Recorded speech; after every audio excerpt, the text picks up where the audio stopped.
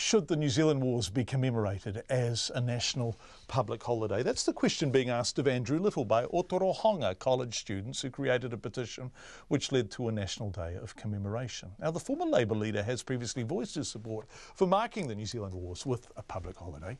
However, a member of the New Zealand Wars National Committee says the government needs to first put its full support behind the commemorations themselves. How do we get this right? Te Mana Kōrehi and Checkpoint reporter John Boynton has more. At the weekend, Ngāpuhi hosted the first major commemorations of the New Zealand Wars o te pūtake o te riri. Former Otorohonga student Lea Bell spoke at the commemorations and says Andrew Little made a promise to her when she delivered their petition in December 2015, that the occasion should be marked with a public holiday. That seemed to come as a surprise to Mr Little's Labour colleagues Calvin Davis and Willie Jackson. Mr Little, who's now Treaty Negotiations Minister, wasn't in attendance in Northland, but says he heard the weekend was a success.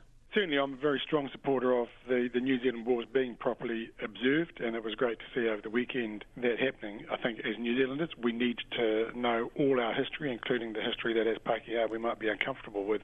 In 2016, as opposition leader, Andrew Little suggested the day of the commemoration could coincide with regional anniversary holidays.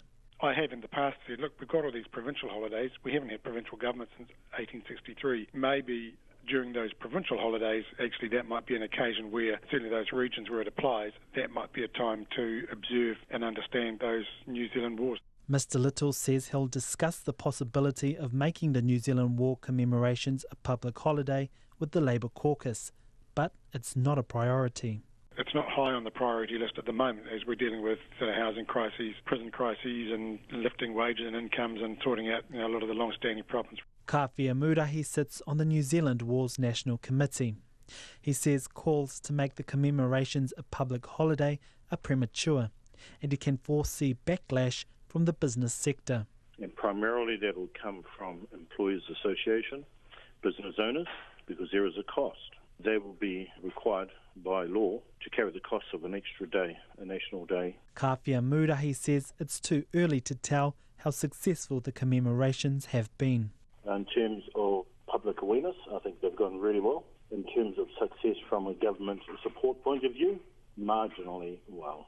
The budget for the commemorations is $1 million a year, an amount Carpy Amudha he describes as minuscule. Unless there's more political will to raise the profile of the New Zealand Wars, he says a national day will struggle to gain traction. And I would be hoping that the Māori MPs and the Māori members of the current cabinet and outside of cabinet do see this as a significant opportunity. Ngāti Hine leader Peter Tipene is more definitive in his thoughts about introducing a public holiday.